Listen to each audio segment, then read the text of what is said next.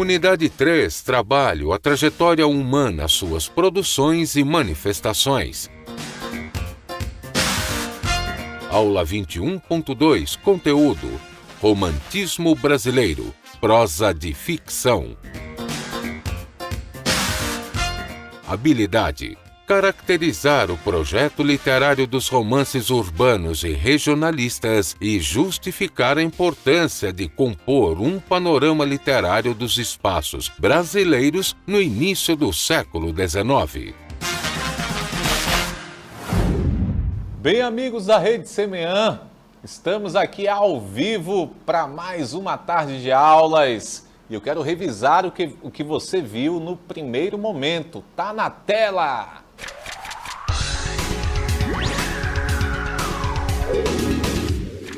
Muito bem, na primeira aula então desta tarde você viu artigo de opinião, gênero textual no qual jornalistas, especialistas ou personalidades defendem publicamente sua opinião sobre um assunto ou fato. O texto é divulgado por meio de um veículo de comunicação. Vem comigo! Você não pode confundir artigo de opinião com artigo científico. Artigo de opinião é um texto que expressa a opinião de alguém. Ponto. Opinião. Senso comum. É isso mesmo. Tá? Um ponto de vista. Isso é artigo de opinião. No artigo científico, tem nada a ver com artigo de opinião. É ciência envolvida. É muita pesquisa. Traz o ponto de vista científico de determinado assunto. Não a opinião de alguém, de um ser empiricamente falando, uma Maria, um João. Traz pontos de vista de pesquisadores, tudo bem? Autores. Artigo de opinião, opinião de alguém, ponto de vista de alguém sobre aquilo. Artigo científico, pontos de vista da ciência sobre determinado assunto. Viu a diferença? Bem grotesca, bem grande. Pode avançar aí. Artigo de opinião, características, intenção, manifestar ideias e opiniões, defendendo-as, apresentar e defender um ponto de vista, tentar convencer o leitor. Ele opina a respeito daquilo e tenta o convencimento. Linguagem do texto: objetiva, emprego de recursos próprios da argumentação, texto com assinatura do autor ou autores. Esse é o artigo de opinião. Você viu também a biografia na primeira aula. É o registro dos fatos vividos por alguém. Sua construção segue geralmente um padrão. Fornece ao leitor as informações consideradas essenciais sobre a vida e a obra de alguém que é biografado. Vem comigo, garoto! Quando falamos de biografia, estamos falando de vida. Bio é vida, grafia é escrita. A vida escrita! Você quer fazer uma biografia sobre a sua vida? É alguém escrever sobre a sua vida. Quando alguém escreve sobre você, é biografia. Vida escrita. Menino lindo do Amazonas, entendeu? Temos também a autobiografia, ou seja, você ter um texto sobre você mesmo, sobre a sua vida, as suas conquistas, como você é, o que você gosta. Para onde você já viajou. Rapaz, menino lindo. Pode avançar. Intenção: divulgar sobre a vida de alguém que possa interessar aos leitores. Organização: os fatos são apresentados seguindo a ordem crono, do grego cronos, que significa tempo, o tempo do relógio. Ordem cronológica. Pode avançar. Linguagem: adequada ao público-alvo e ao veículo. Que veículo esse? O rabeta? A canoa? O barco? A moto? A bicicleta? Não! Não! Veículo de comunicação. veículo de transmissão, jornal, televisão, rádio, oralidade, seja lá o que for. Escrita na terceira pessoa, que é ele, ela, né? Ele foi, ele viu. Predominam os verbos no passado, presença de expressões que indicam tempo e lugar. E eu quero te desafiar agora, tá na tela.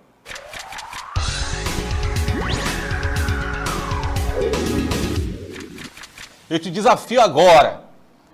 Observe a imagem. Que tipo de espaço a cena retrata? Espera aí. Temos ali pessoas conversando, temos uma pessoa lá no chão, lendo, coruminho, ó. Identifique na tela elementos que comprovem sua resposta. Que tipo de espaço você vê aí? Já desafiei, vamos à aula.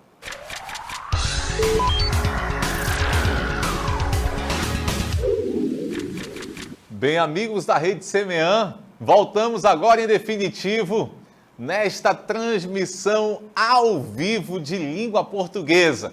E ó, tem literatura na veia, tem literatura correndo aí no seu corpo. E é romantismo, garoto. Continuamos trabalhando romantismo. Yes! Oh, yes! Romantismo. Já falamos do romantismo na poesia. Primeira geração, indianista, nacionalista, cego, louco pelo Brasil. Segunda geração, ultrarromântica, pessimismo, desilusão amorosa, morte. Terceira geração, condoreira, da ave condor. Lembra lá? Parece o urubu, mas não é. É o condor. Você lembra disso? Boa visão, os poetas trabalhando a questão social. Aí termina a poesia do romantismo. Agora chegamos à prosa. Você lembra o que é um texto em prosa? Para começarmos a nossa conversa aqui. Sim? Sim. Parabéns, gostei de ver agora. Poesia tem os versos, tem as estrofes, né? Poesia. Prosa. Parágrafos. Margem sendo respeitada. A prosa, ela traz em textos como romance, você vai perceber a prosa, vai ter prosa lá, contos, né, alguns deles, fábulas, aquele texto escrito assim, notícias são escritas em prosa, as biografias que você viu na primeira aula são escritas em prosa, não em versos, tá? São textos comumente escritos em prosa, tá? Pode ser em verso? Pode ser em poesia, mas não é comum. Prosa predomina. E agora você vai ver a prosa romântica. Especificamente, o romance romântico. Romance. O que é um romance? É uma narrativa, uma história longa. É uma história grande. Eu consigo ler um romance em um dia? Não. Mas eu vou tentar. Tente.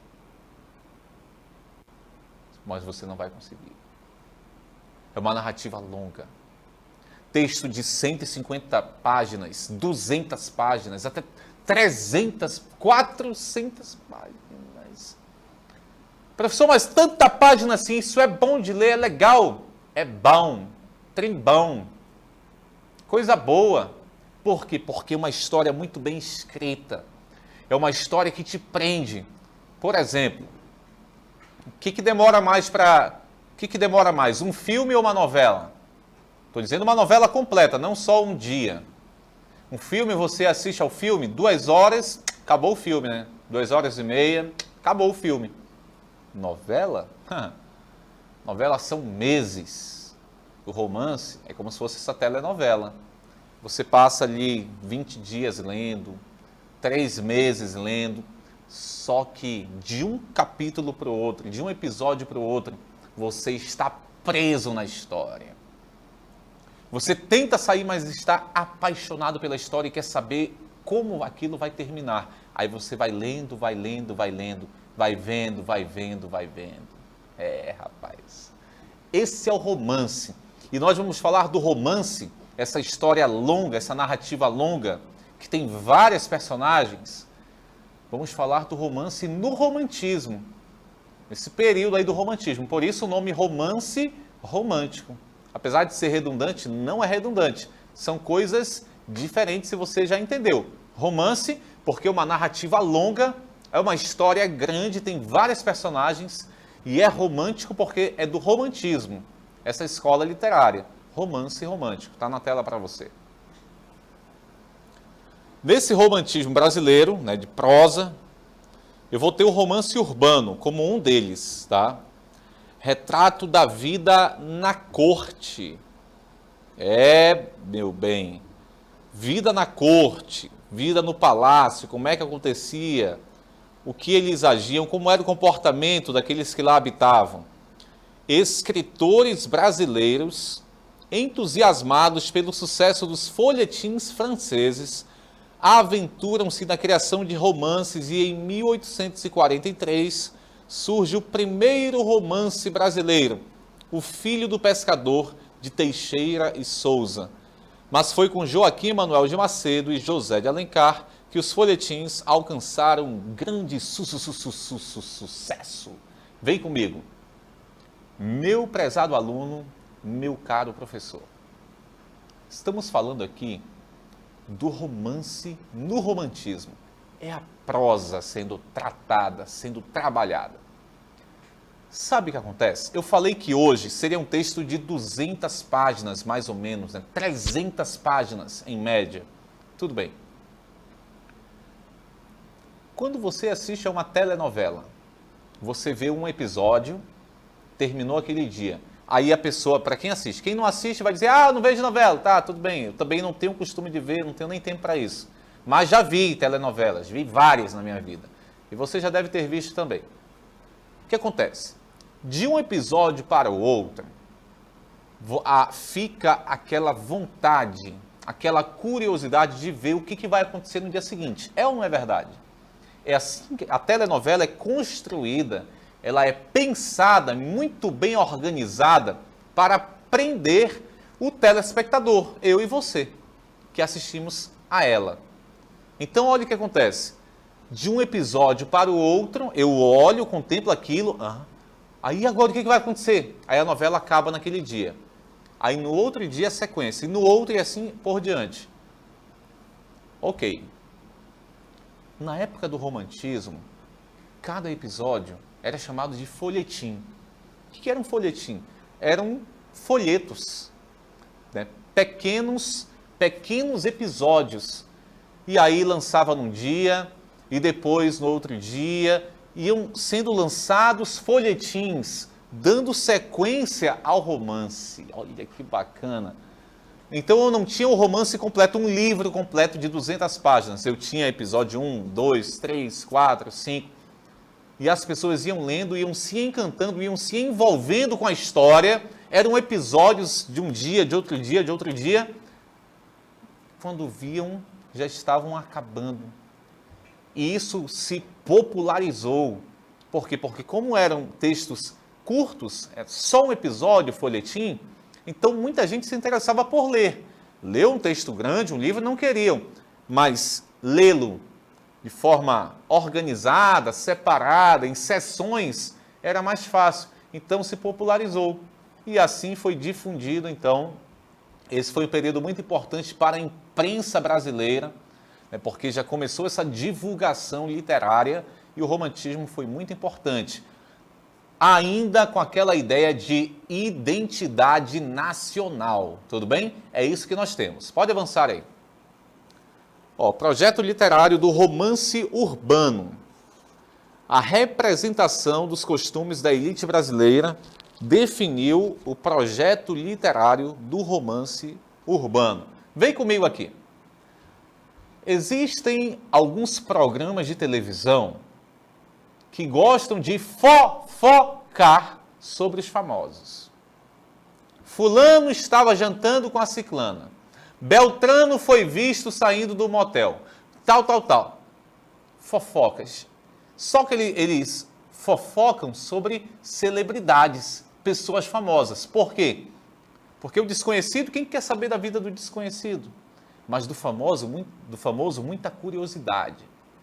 E o romance urbano traz exatamente a vida da elite, a vida dos famosos, a turma da corte. É sobre esses costumes que são retratados.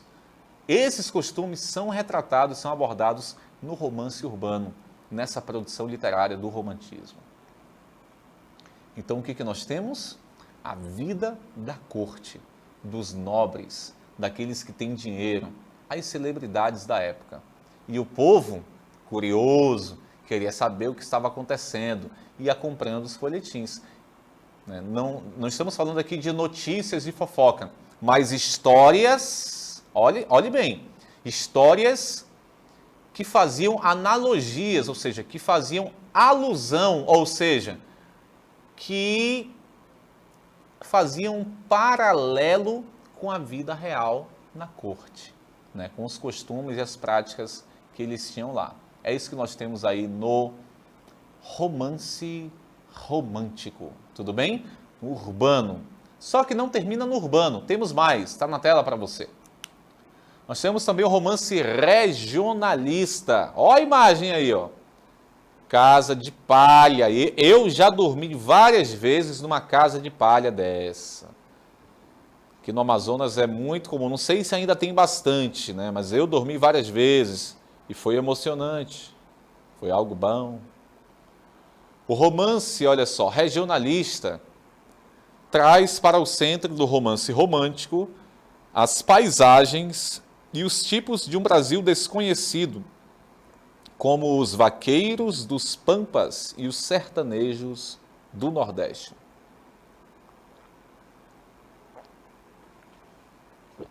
Meu prezado aluno, quando falamos de romance regionalista, estamos falando do romance trabalhando regiões isoladas do Brasil. Como eles se comportavam? Qual era o costume dessas regiões? Se nós tínhamos no romance urbano o costume da corte, agora a ideia é de regiões.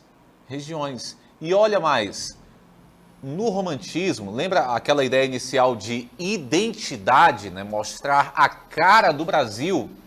É o que se pretende aí, pegar várias facetas, vários estratos da sociedade, várias ramificações sociais e mostrar e declarar na produção literária. É isso que nós temos nesse romance. Pode avançar aí.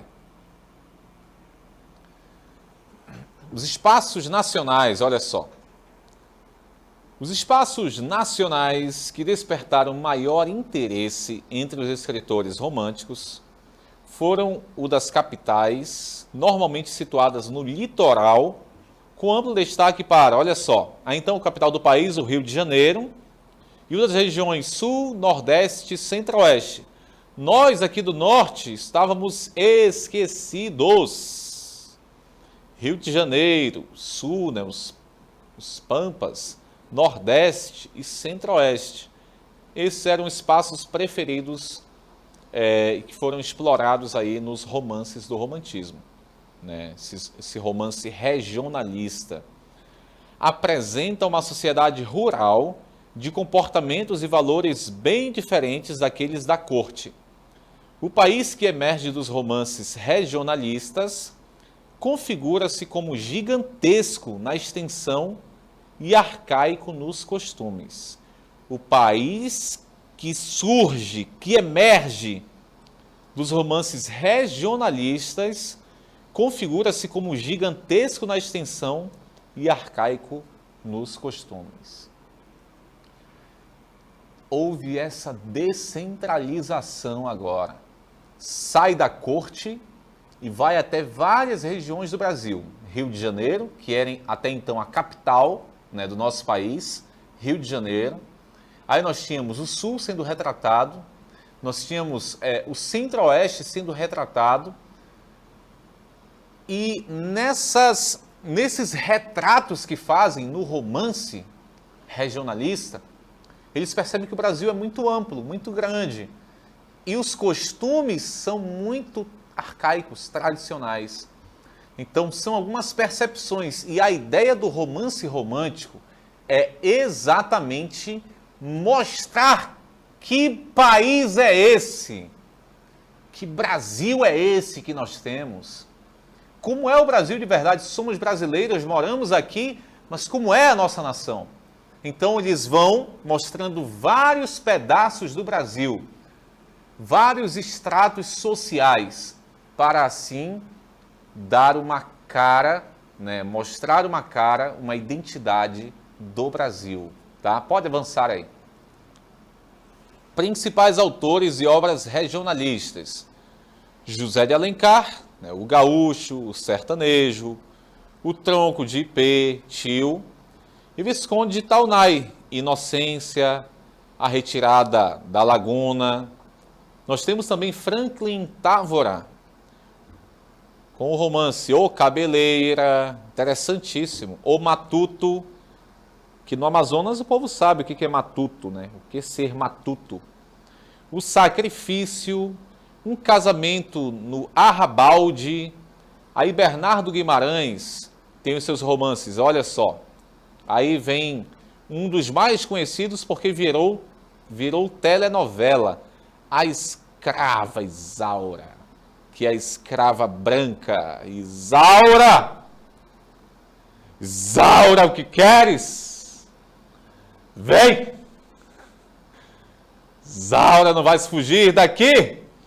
É, rapaz, a Isaura chamou a atenção do senhor, o dono da fazenda, que agora, apaixonado por Isaura, queria deixar a sua esposa.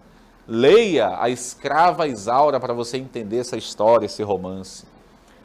O Garimpeiro, mas Isaura era uma mulher muito boa, muito buena, de ótimos comportamentos. Solo um pouquito, muito bela também. O Ermitão de Muquem, esse eu ainda não li.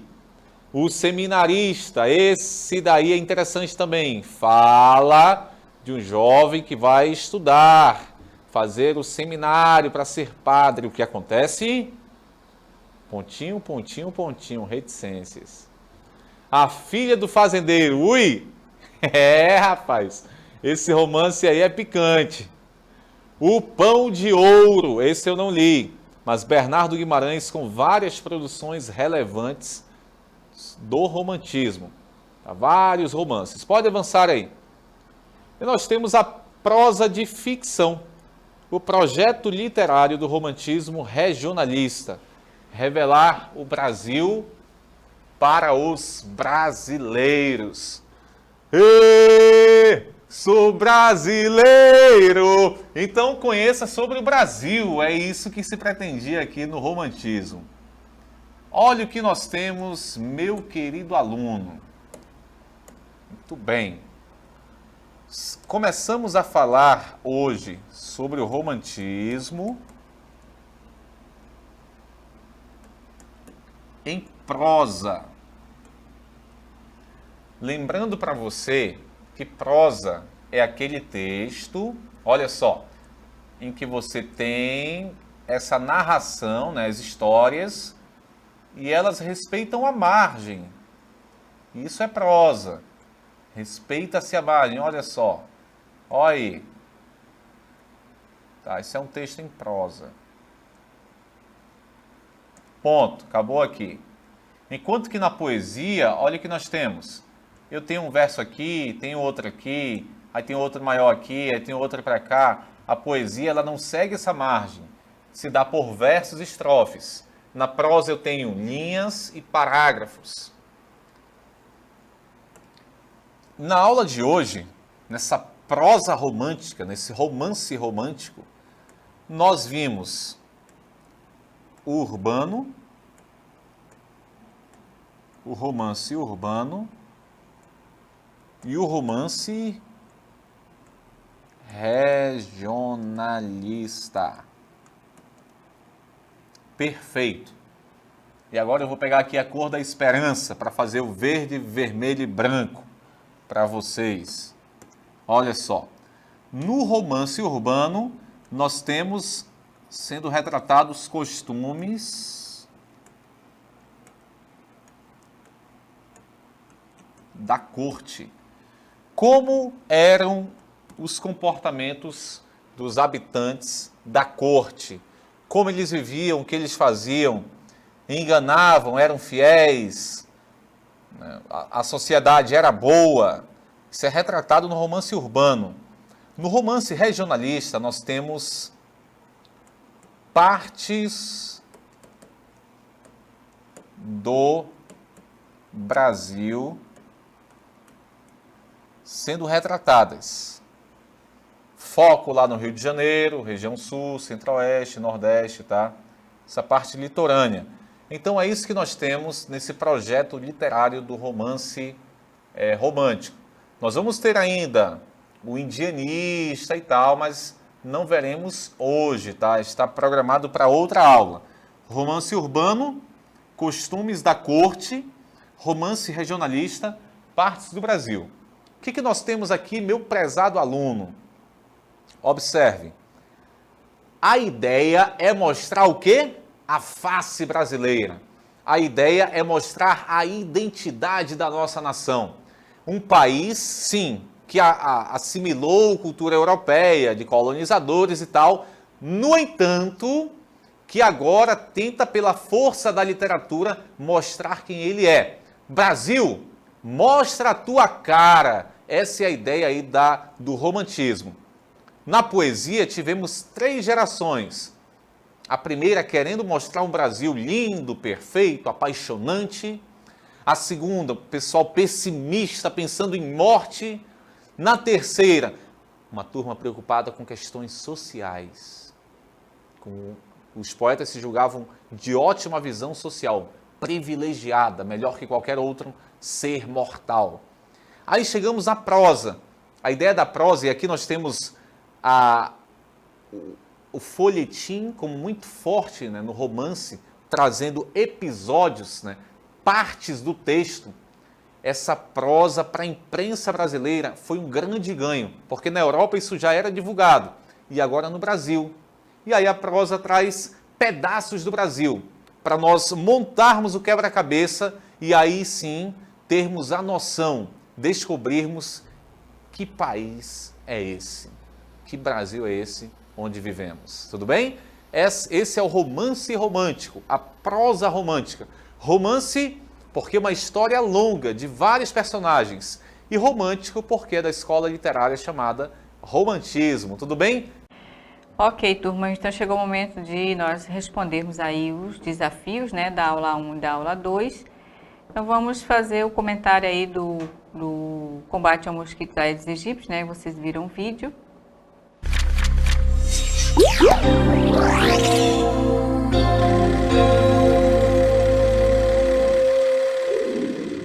11 de março, mais um dia de faxina em todo o país nos prédios públicos federais para acabar com possíveis criadouros do Aedes aegypti.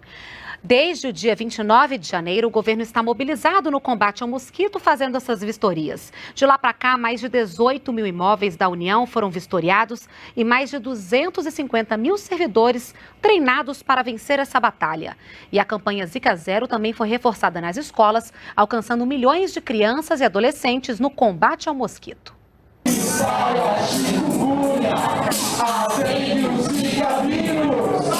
Teatro, música e animação, um jeito diferente de chamar a atenção da garotada para um assunto sério, o combate ao mosquito Aedes aegypti. A atividade foi oferecida pelo Centro Cultural Banco do Brasil em Brasília e em outras 3 capitais nessa sexta-feira. É importante porque a gente vê sempre na televisão passando muita coisa, sempre todo mundo em alerta e tanto adulto como criança tem que saber, né? E nesse dia de reforço na mobilização dos prédios públicos federais, a ministra do Meio Ambiente, Isabela Teixeira, visitou a sede do IBAMA em Brasília. Então, a opinião da moça que foi entrevistada, né? Ela diz que é importante as pessoas verem essas reportagens na televisão para que as pessoas saibam, conheçam e tenham consciência, né, sobre esse assunto, conheçam o assunto. e não tem ninguém para dar opinião, né? Então, a gente tem o segundo desafio, que é, vocês estão vendo aí essa imagem, né, essa cena, e pergunta-se, né, que tipo de espaço a cena retrata. Então, nessa imagem, nós temos aí o cenário urbano, né? Você vê pessoas sentadas ali, dá a impressão que é um comércio, né? Existe uma pessoa por trás do balcão, né, como se ela estivesse atendendo o homem que está sentado, né? E tem também uma criança que está sentada no chão, deitada no chão, lendo alguma coisa. E aí, esse espaço a gente retrata dessa forma, né? Ele mostra uma cena de um local que fica na cidade, né? Então, esses foram os nossos desafios de hoje, né? Então, até segunda-feira, né, na nossa próxima aula.